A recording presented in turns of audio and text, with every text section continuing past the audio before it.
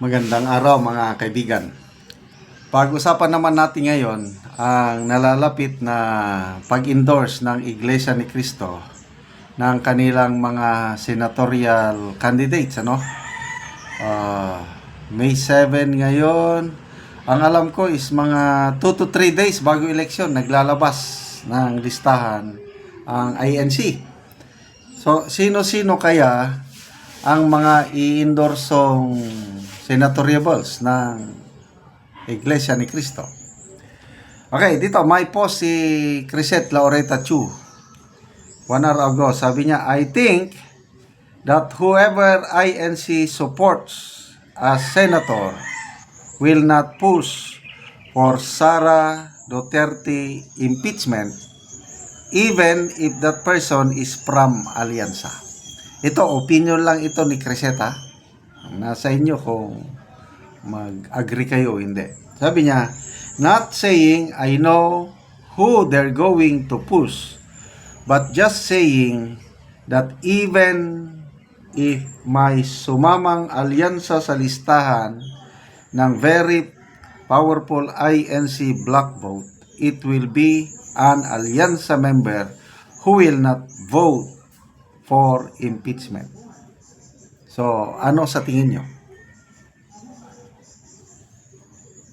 Kung ako ang inyong tatanungin, ang nakikita kong endorse ng iglesia, mix. Mangunguha sila sa alyansa, mangunguha rin sa PDP laban. Yan ang nakikita ko. So, sino-sino sa PDP laban ang posibleng endorse nila? Of course, si Congressman Marcoleta. Dumadagundong yung meeting de avance ni Congressman Marcoleta sa Philippine Arena kagabi ba yun? Or the other night? Kikita mo. So, Marcoleta, i-endorse nila yan. Dahil winnable, Bongo and Bato, i-endorse nila yan. Kasi, ang history ng iglesia, kung sino yung posibleng manalo, most likely in-endorse nila yan. So, gustong-gusto ng iglesia na hindi ma-impeach si BP Sara. Yan ang nakikita ko. Klaro sa kanilang dambuhalang rally nung, kailan ba yun? Early this year ba? Ayaw nila ng impeachment. Kaya lang, itinuloy pa rin ng mga kongresista. So, naniniwala ako, agree ako dito kay Crisette Laureta Chu na ang i-endorse ng iglesia ng mga senatoriables yung mayroong commitment na tutulong na hindi ma-impeach si BP Sara. So, sino-sino sa sa Duterte, I hope, akin lang ito. I hope i-endorse nila si Attorney Vic Rodriguez, si Jimmy Bundok, si Philip Salvador. Kasi nga, mayroong malapit na sila sa malapit na sila sa winning circle itong tatlo. Kaya lang, I'm not sure. Ang sigurado lang yung sinabi ko ng tatlo. Yung nabanggit ko, Marcoleta, Bongo, and Senator Bato. Okay. Nakikita ko, i-endorse nila si Pia Cayetano. Okay? Kahit alyansa pa siya. Kasi, most likely si Pia Cayetano tutulong kay BP Sara para ma-quit sa kanyang impeachment. Okay. Sino pa? Camille Villar, i-endorse nila. Senator Amy Marcos, i-endorse nila. Sino pa? Kagaya kay Crisette Laureta Chu, pinapanggit niya, Bong Revilla. So ako rin, posibleng i-endorse nila si Bong Revilla. Dahil sa impeachment complaint ni BP Sara, halos lahat ng mga kongresistang rebelya hindi pumirma sa impeachment.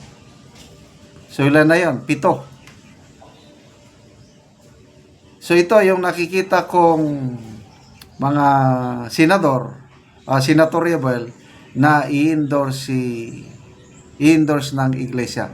Kung sino pa yung iba, I don't know. So ulitin ko, my prayer, sana i-endorse din nila si Atty. Vic Rodriguez, Atty. Bundok, Jimmy Bundok, Philip Salvador. Lacson, Soto, winnable naman yan.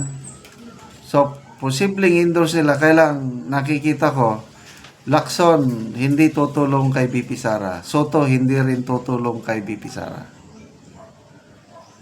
So, importante, magkaisa tayo mga kaibigan. Duterte plus 2. Importante yung plus 2. Kaya ang nakikita kong plus 2 na iboboto namin sa mga kamag-anak ko is si Camille Villar and Senator Amy. Kasi nasa winning na sila. Sa latest survey ng Pulse Asia, number 12 si Camille Villar, tay sila ni Manny Pacquiao. Si Senator Amy number 13. So kunting push na lang, i-push ng iglesia si Camille Villar at saka si Senator Amy, plus tayo naman yung i-plus natin sa Duterte plus 2, edi papasok ngayon si Camille Villar and Senator Amy.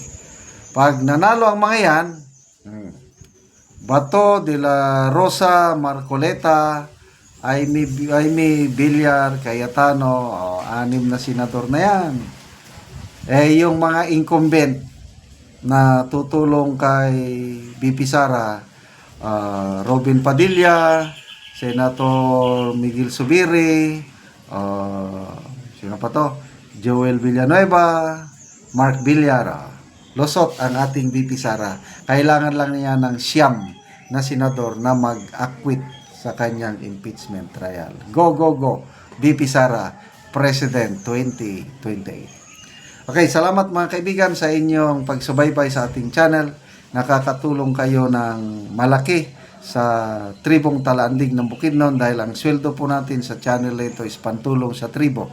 Sa ngayon, namimigay tayo ng mga libreng yero at pako para ma-repair ang sira-sirang bahay ng tribong Talaandig. Panoorin po ninyo ang video na ito. Pod ni ang yero nga itabang din ni sa mga balay nga daot na din ni sa Sitio Garden.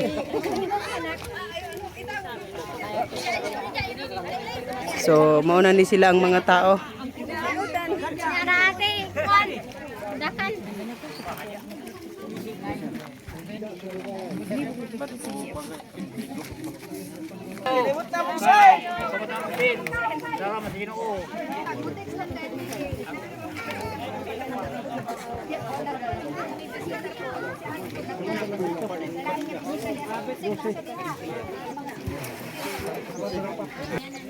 Salamat kay naisin nga gatag sa mo. Salamat kay ma'am nga gatag. Ihatag.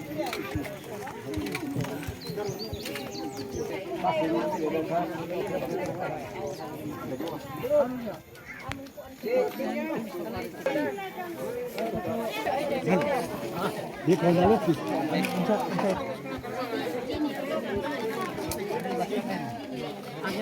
Palabag sa mua. Upay palito na mo ni nga wala ipalit. Salamat kayo kani. Nani sila ang natabangan og yero. So daghan na gid kay sila nga tao.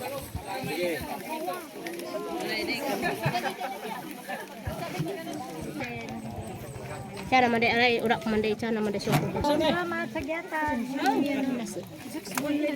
Si Brex boy man ang oh kana si Brex boy. Cana oh Brex mandi Brex. Salamat.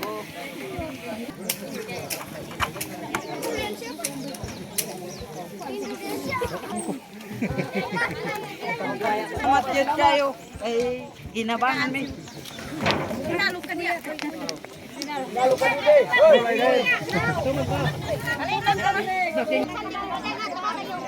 Salamat jud kayo mga.